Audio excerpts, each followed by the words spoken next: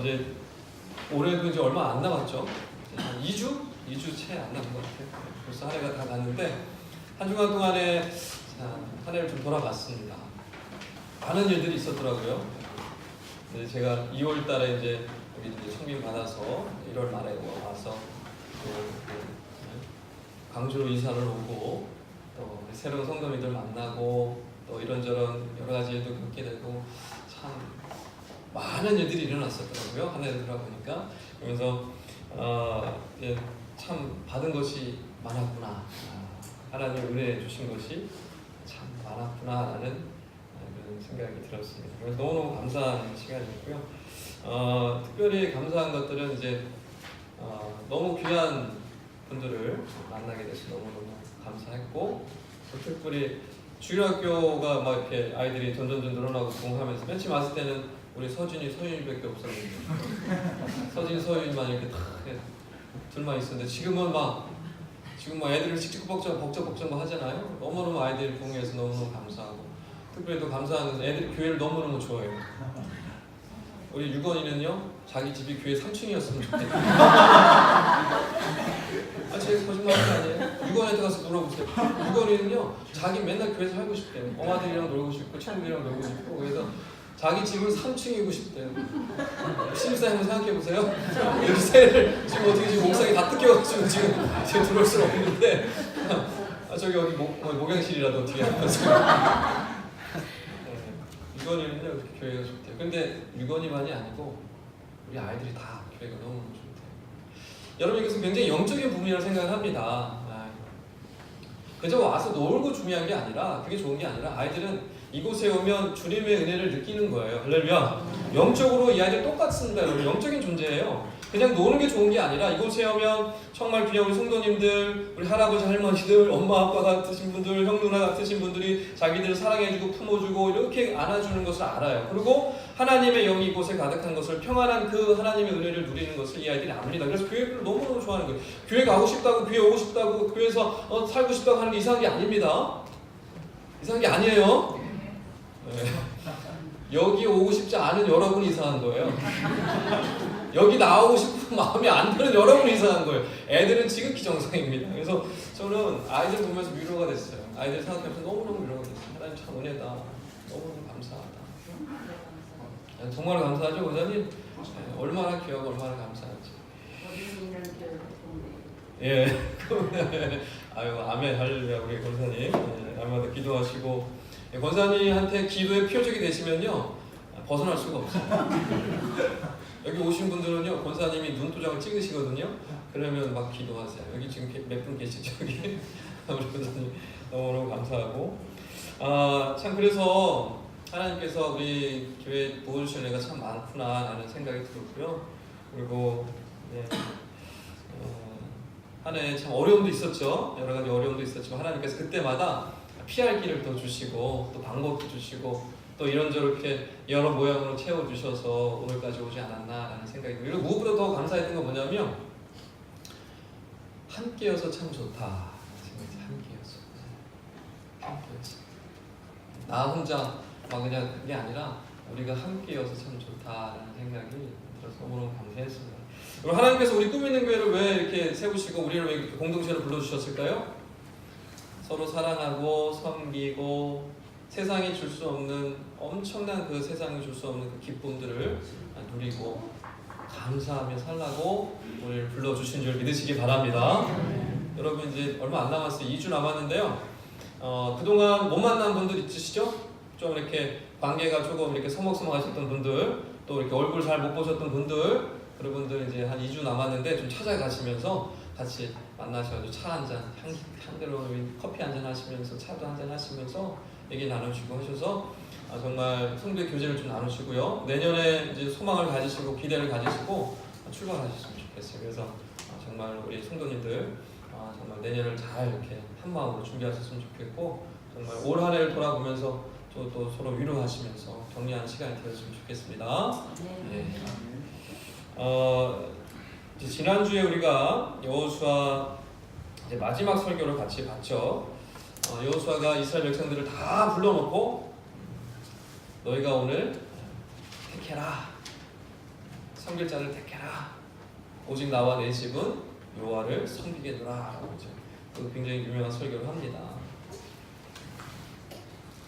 그곳이 어디냐면 이제 세겜이에요. 세겜. 오늘 이제 세겜에 대한 얘기를 나눌 텐데, 여러분 마지막, 여러분 생각해 보시죠. 마지막 중요한 얘기를 하는 장소 굉장히 중요하겠죠. 아무 데서나 가서 뭐 여러분 유언하시겠어요?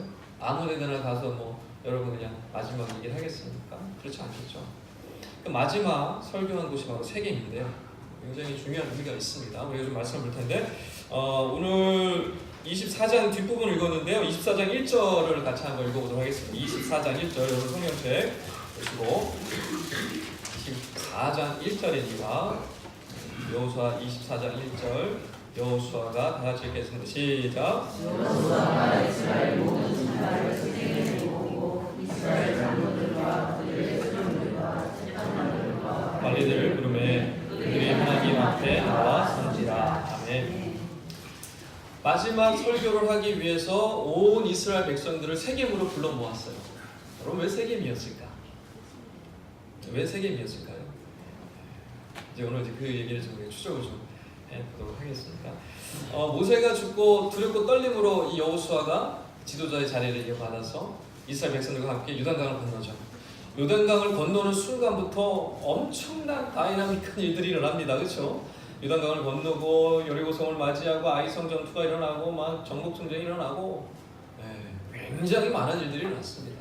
그 중에서도 특별히 기억에 남는 여러 장소들이 있거든요. 굉장히 중요한 장소들이 있는데, 예를 들어서 이제 길갈, 그리고 또 헤브론도 있고 또 여러 가지 또 이제 실로 뭐 이런 중요한 장소들이 있는데요.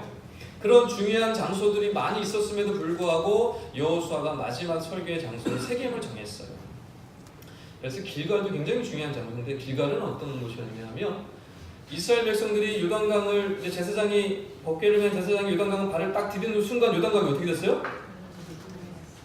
어떻게 됐어요?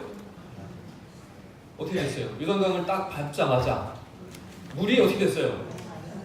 말랐어요. 그러니까 구체적으로는요, 물이 저 상류에서 딱 스탑이 됐어요. 멈춰가지고 그 백성들이 요단강을 어떻게 했어요? 마른 땅을 건넜다라고 표현하고 있어요. 그러니까 요단강이 그 당시 우기였기 때문에 사실 요단강이 철철철 넘쳐야 될 시절이었어요. 그런데 제사장들이 발을 내딛는 순간 요단강이 딱 끊어지고 물이 저 위에서 차오르면서 더 이상 물이 흘러내지 않으니까 그곳으로 이스라엘 백성들이 전체가 뭐 몇 분 지나가겠습니까? 뭐 엄청난 숫자인데 한참 지나갔겠죠. 그런데도 불구하고 물이 내려오지가 않았어요.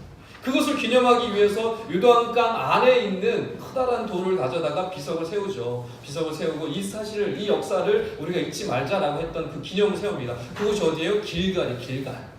굉장히 중요한 위치예요. 길갈. 그리고 길갈은 또 뭐냐면 그곳에서 하나님께서 명령을 해가지고 할례를 행했던 할례.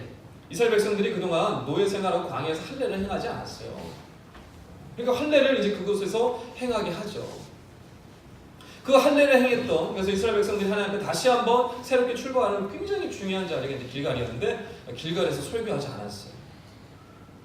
영적으로 굉장히 중요한 의미가 있는데 여호수아가 길갈을 선택하지 않습니다. 또 실로도 있거든요. 실로는 이스라엘 백성들이 가나안 정복 전쟁을 하고 정착을 했던 그 시절에 정치적으로 굉장히 중요한 의미가 있던 곳인데, 왜냐하면 그곳에 회막이 있었기 때문에. 회막. 그 당시에 아직 성전을 짓지 않았기 때문에 회막이 있거든요. 회막 안에 뭐가 들어가 있어요? 법궤가 들어가 있어요. 법궤. 하나님의 임재를 상징하는 법궤가 회막 안에 있었어요. 그곳이 회막에 있는 곳이 어디였냐면 실로예요. 실로. 굉장히 중요한 의미가 있죠. 하나님의 임재가 있는 곳이고 정치적으로 굉장히 중요하고 성전, 이 성막 중심의 삶을 살았기 때문에 실로가 굉장히 중요한 의미가 있죠. 그런데 여호수아는 실로에서 설교하지 않았어요. 그리고 세겜을 선택했어요. 왜 세겜이었을까? 오늘 본문 말씀에 29절, 30절 한번 다 같이 한번 읽어보도록 하겠습니다. 오늘 본문을 하나하나 보면 세겜을 선택했던 이유를 우리가 퍼즐 맞히듯이 하나하나 찾아갈 수가 있는데, 제가 29절 여러분 30절 읽겠습니다. 이 일 후에 여호와의 종 눈의 아들 여호수아가 110세에 죽음에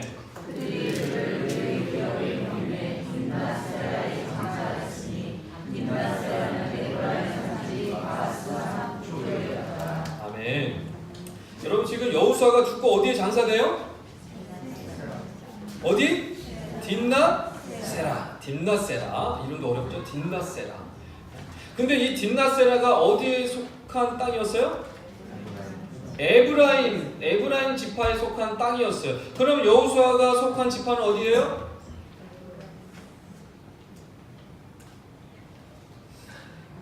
여호수아가 속한 지파가 어디라는 뜻이죠? 여러분 조상님들을 다른 사람 땅에다가 묻으십니까? 딥낫세라는 어디에 속했다고요? 에브라임 지파에 속했으니까 지금 에브라임 지파가 속한 딥낫세라에 묻혔으니까 여호수아는 어느 지파예요? 에브라임 지파예요. 어렵지 않으시죠? 여러분 조상은 남의 땅에 묻지 않으시죠? 에브라임 지파니까 에브라임 땅에다 묻겠죠? 예. 긴가민가 하시는 분이 있어서 민수기 13장 7절 말씀을 보도록 하겠습니다. 남의 땅에 묻을 수도 있겠지 하시는 분이 혹시나 있을까봐 민수기 13장 7절에 뭐라고 말씀하셨는지 정탐꾼 12명 뽑는데 그 중에 한 사람이 여호수아였죠. 한번 다 같이 한번 읽어보겠습니다. 시작. 이게 7절이네. 8절인데 이게 지금 7절로 넘어간다고요? 8절인가요? 7절인가요? 제가 지금 7절로 제가 보내줬나요? 네, 죄송합니다. 8절인 것 같아요. 8절이 뭐라고 나와있냐면요. 에브라임 지파에는 눈의 아들 호세아라고 표현하고 있어요. 에브라임 지파에는 눈의 아들 호세아다. 호세아는 누굴까요? 여호수아. 여호수아의 본명이 호세아예요. 네, 호세아. 구원이라는 뜻이죠. 여호수아의 본명이 호세아예요. 여호수아를 얘기하는 거예요. 에브라임 지파의 대표가 누구였어요? 여호수아였어요. 에브라임 지파. 네. 이제 확실히 좀 드시죠? 자, 그런데 에브라임과 므낫세는 누구의 아들이었습니까? 요셉의 아들이었죠. 그러니까 지금 12지파 중에서 요셉 지파가 있는 것이 아니라 요셉의 두 아들이 들어갔죠. 그럼 그거는 이제 옛날 야곱이 축복한 그대로 이루어진 것이죠. 사실은 그 요셉이 들어갔는데 요셉의 두 아들이 삼촌들이랑 어깨를 나란히 하는 한 지파로 인정받는 야곱의 축복이 그렇게 이루어지죠. 그래서 12명의 족속 중에서 이 에브라임과 므낫세가 요셉 대신에 두 아들이 이름이 들어가게 됩니다. 그러니까 그 요셉 지파인 것이죠. 그러니까 지금 결론적으로 여호수아는 먼 조상이 누구예요? 요셉입니다. 이 족보 정리가 좀 되십니까? 족보 정리가 좀 되시죠? 여호수아는 먼 조상이 누구? 요셉. 왜냐하면 에브라임 지파의 대표였기 때문에 직속 조상이 이제 요셉입니다. 요셉이 이제 그 여호수아의 조상이고 그 자손이라는 게 왜 중요하냐면 우리 오늘 본문으로 돌아오셔서 32절 말씀을 같이 한번 읽어보겠습니다. 여호수아서 24장 32절입니다. 또 이스라엘 시작. 또 이스라엘 자손이 애굽에서 가져온 요셉의 뼈를 세겜에 장사했으니 이곳은 야곱이 190살을 주고 세겜의 아버지 하몰의 자손들에게서 산 밭이라. 그것이 요셉 자손의 기업이 되었더라. 아멘. 그러니까 지금 세겜의 여호수아가 설교를 했던 이유를 이제 조금씩 우리가 추측을 할 수 있는데 그 중요한 이유 중에 하나가 여호수아가 요셉 족속의 장손이 그 대표의 에브라임 족속의 대표였고 그 요셉의 직속 후계자, 수손, 자손이었다는 것을 우리가 알 수가 있고 그 요셉이 어디에 장사되었대요? 세겜에 장사되었어요. 세겜에 장사되었는데 바로 그곳에서 지금 여호수아가 마지막 설교를 했다는 것입니다. 왜 그곳에서 설교를 하고 싶었을까요? 세겜은 야곱과 요셉의 관계를 보여주고 요셉에게 있어서 굉장히 중요한 장소였고 그의 조상 요셉이 묻히는 그 세겜이었기 때문에 역사적으로 중요한 의미가 있다는 것을 알았고 그걸 통하여서 여호수아는 강조하고 싶었던 것이죠. 그 마지막 설교를 이 세겜에 하는 것이 좋겠다. 왜일까요? 여호수아는 알았어요. 이 마지막 설교가 끝나고 시간이 흐르면 이 백성들이 자기의 설교를 까맣게 잃어버리기 시작할 것을 알았어요. 그런데 잃어버리지 않을 수 있도록 하는 장치가 있죠. 그런 사람들이 그곳을 지나다닐 때마다 인지하게 할 수 있는 방법이죠. 그래서 세겜을 사람들이 볼 수 있도록. 세겜은 거기 정해져 있으니까 요셉의 무덤이 생기자마자 사람들 그 동네 다니면서 왔다 갔다 하면서 뭘 볼까요? 지나다닐 때마다 요셉의 무덤을 볼 것이고, 아, 이곳에서 여호수아가 설교했었지. 그때 이런 설교를 했었지. 그 시대 사람들뿐만 아니라 그 자손들도 어떻게 돼요? 그 역사적인 얘기를 할 것이고, 그래서 여호수아가 여기 설교했고 여호수아가 이런 설교를 했었다라는 것을 그 본인들뿐만 아니라 자식들에게, 자손들에게 그 얘기를 계속 할 수 있었겠죠. 이 사실을 여호수아는 알았어요. 그래서 그 세겜을 선택했던 것이고, 이 세겜에서 그 중요한 마지막 설교를 했던 것입니다. 그렇다면 이 요셉의 장사됐던 이 세겜, 여호수아에게 뭐가 그렇게 중요했길래, 도대체 어떤 의미가 있었길래 이 세겜을 선택하게 됐을까? 장례를 좀 한번 우리가 절차를 좀 생각해 볼 필요가 있는데, 지금이나 옛날에는 좀 많이 좀 시간이 지나고 또 그래서 좀 형식도 바뀌고 뭐 이렇게 장례를 지내는 어떤 시간 순서도 조금 많이 변화되긴 했지만 거의 비슷해요. 유대 장례 절차랑 지금 우리 기독교 장례 절차랑. 임종을 마쳐야죠. 그 다음에 돌아가시면 입관을 하죠. 그 다음에 뭐예요? 할렐루야. 장례식장 안 가보셨어요? 입관한 다음에 뭐예요? 발의를 하죠. 여러분 언젠가 우리는 다 입관합니다. 여러분 우리 다 입관해야 돼요. 여러분 결혼식장보다도 장례식장에 더 가셔야 돼요. 굉장히 중요한 겁니다. 우리는요, 우리가 아니라 어쨌든 입관을 하고 그 다음에 발의를 하고 그 다음에 뭐예요? 하관을 하든 납부를 하든 그 다음에 이제 장사를 지내게 되는 거죠. 근데 지금 요셉이 언제적 사람이에요? 할렐루야. 요셉이 언제적 사람이에요? 여호수아랑 같은 시대 사람이에요? 아니죠. 수백 년 전 사람인데 이제 와서 뭐 하고 있어요? 지금 장사를 이제 지내고 있다는 뜻이에요. 이게 지금 보통 일이 아니에요, 여러분. 그냥 우리가 생각하는 장례식이 아니에요. 엄청난 지금 뭔가 일어나고 있는 거예요. 그러니까 요셉의 장례는 입관을 하고 난 다음에 그 다음 순서로 장사되어지는, 지금 하관되어지는 그 과정이 굉장히 오랜 시간이 흘러온 것을 우리가 알 수가 있는 거죠. 얼마나 흘렀을까요? 우리 거꾸로 시간을 추적해 볼까요?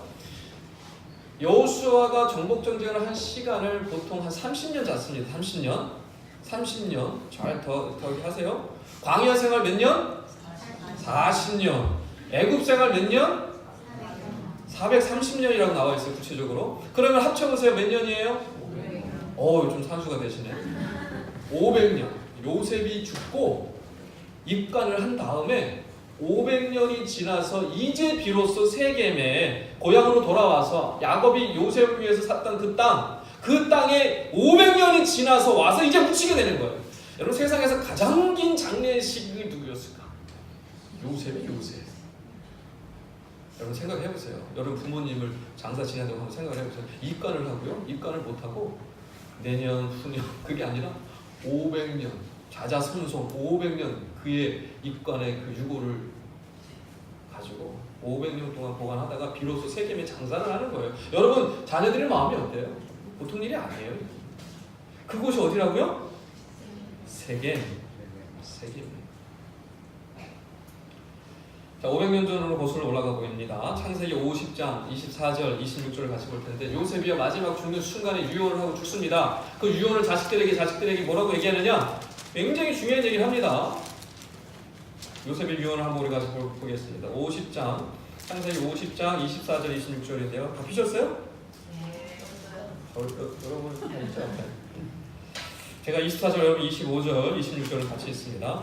요셉이 그의 형제들에게 이르되 나는 죽을 것이나 하나님이 당신들을 돌보시고 당신들을 이 땅에서 인도하여 내사 아브라함과 이삭과 야곱에게 맹세하신 땅에 이르게 하시리라 하고, 요셉이 또 이스라엘 자손에게 맹세시켜 이르기를 하나님이 반드시 당신들을 돌보시니 당신들은 여기서 내 벽을 메고 올라가겠다. 26절 같이요. 요셉이 110세에 죽음에 그들이 그의 몸에 향 재료를 넣고 애굽에서 입관하였더라. 아멘. 자, 입관한 거 끝났어.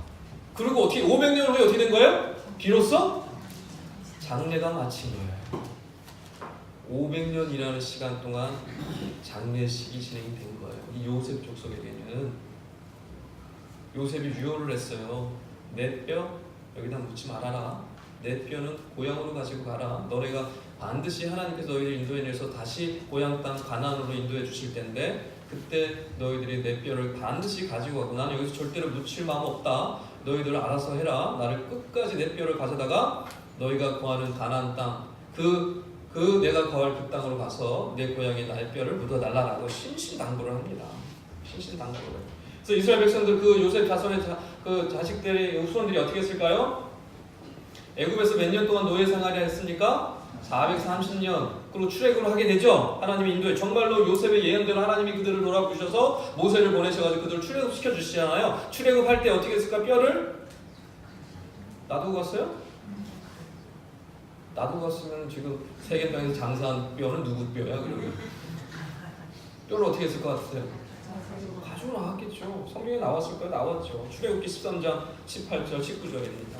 출애굽기 13장 18절 19절 제가 18절하고 19절 읽겠습니다. 430년 노예 생활을 마치고 하나님께서 모세를 보내셔서 정말로 모세를 통하여서 어서 오세요. 예. 네. 그래서 이스라엘 백성들이 지금 출애굽을 하면서 그냥 나가지 않고 요셉의 유언을 기억하고요. 그 요셉의 뼈를 어떻게 하는지 보십시오. 제가 18절하고 19절 읽겠습니다. 그러므로 하나님이 홍해의 광야길로 돌려 백성을 인도하심에 이스라엘 자손의 애굽 땅에서 대열을 지어 나올 때에 모세가 요셉의 유언을 받았으니 이는 요셉이 이스라엘 자손으로 단단히 맹세하여 이르기를 하나님이 반드시 너희를 찾아오시니 너희는 내 유언을 여기서 가지고 나가라 하였습니다. 아멘. 결국 요셉의 자손들이 지금 그 요셉의 유언을 받들어서 어떻게 한 거예요? 실제로 뼈를 들고 나온 거예요. 그러니까 요셉이 죽고 입관한 다음에 그것을 그 자손들이 계속 보관하고 있었던 거예요. 장사를 치우지 못하고. 그리고 이제 출애굽을 430년에 출애굽을 하게 되는데 출애굽할 때도 그 유언에 맞춰서 그 뼈를 메고 출애굽을 한 거예요. 그럼 광야 생활 동안 어떻게 했어요? 가지고 다녔죠. 가지고 다닌 거예요, 여러분. 관을 가지고 다닌 거예요, 요셉의 자식들이. 그리고 이스라엘 가나안 땅에 들어가서 가나안 정복 전쟁하면서 어떻게 했어요? 가지고 다녔죠, 뼈를. 관을 들고 다녔어요. 누가요? 요셉의 자손들이. 여러분, 어떻게 이런 일이 있을 수 있을까요? 어떻게 이런 일이 있을 수 있을까요? 요셉의 유언을 자손들이 철떡같이 믿었고 그것을 지켜나갔던 것이고요. 결론적으로는 세겜 땅에 요셉의 뼈가 장사됨으로 요셉의 믿음이 어떻게 된 거예요? 믿음이 어떻게 된 거예요? 그대로 이루어진 거죠. 엄청난 역사가 일어난 거예요. 여러분, 어떻게 이런 일들이 일어났을 수 있었을까? 첫째로는 요셉이 믿음을 굳게 세웠기 때문입니다. 굳게 세웠기. 여러분, 히브리서 11장 믿음장에 요셉이 나올까 안 나올까요?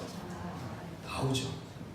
히브리서 11장 1절 다 같이 한번 암송해 볼까요? 믿음은 시작. 믿음으로 요셉은 임종시에 이스라엘 아니, 암송을 11장 1절 암송을 하자니까요. 지금 11장 22절 11장 1절 암송을 하자고요. 11장 1절 믿음은 시작.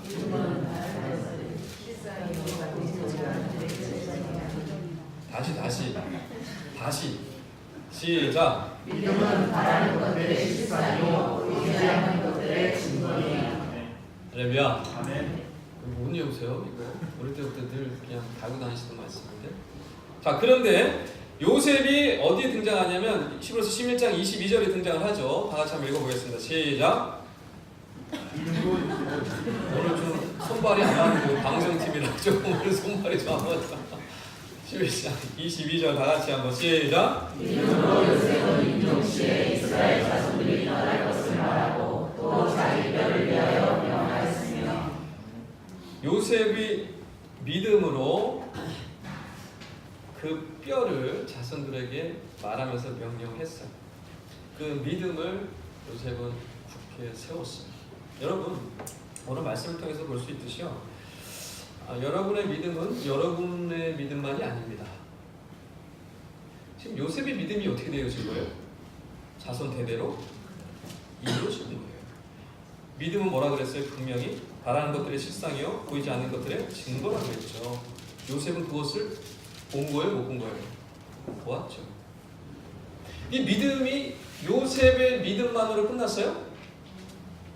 그의 믿음, 확실한, 확고한 그의 믿음 이후에 있는 그 세대들도 그 요셉의 믿음을 본받아서 살아갔고요. 그 믿음이 결국엔 어떻게 됐습니까?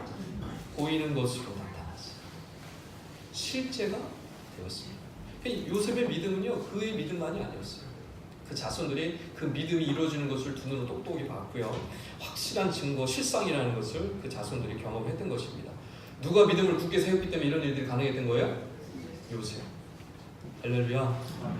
여러분, 이와 같이 믿음의 명문가를 이루어 가시기를 주의로 많이 축원합니다. 요셉의 믿음을 온전히 붙들고 이 자손들이요 끝까지 그 관을 붙들고 나가는 거예요. 믿음을 가지고 그 믿음이 결국에 어떻게 된 것입니까? 세겜 땅에서 이루어진 것이죠. 엄청난 은혜를 누리게 된 것이죠. 엄청난 하나님의 믿음의 증거를 실제로 되는 것을 그 자손들이 누리게 된 거죠. 요셉의 믿음이 결국에 어떻게 된 겁니까? 자손들에게 이루어져서 믿음의 역사를 자손들이 경험하게 되는 것이죠. 이와 같은 믿음을 간직하신, 믿음을 세워가시는 저와 여러분 되시길 주의를 먼저 축원합니다. 두 번째로 요셉은요, 뭘 또 보았냐면 미래를 확실하게 보았어요. 미래를 보았어요. 왜 어떻게 이렇게 미래를 보았을까?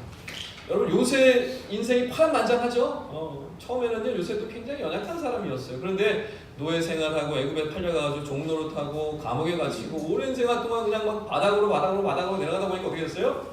그 속에서 하나님의 인도하심을 경험하게 됩니다.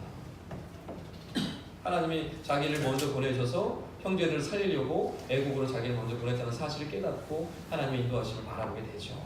이미 하나님 인도하심을 경험한 사람이기 때문에 뭘 볼 수 있는 거예요? 여러분, 우리가 한 치 앞을 내다도 볼 수 있습니까? 여러분, 뭐 한 시간 이후에 어떤 일이 일어날지 아세요? 아무도 알 수가 없죠. 그러나 우리가 알 수 있는 사람이 있죠. 하나님의 인도하심을 경험한 사람들은 하나님을 통하여 미래를 바라볼 수가 있는 것이죠. 요셉이 그랬어요.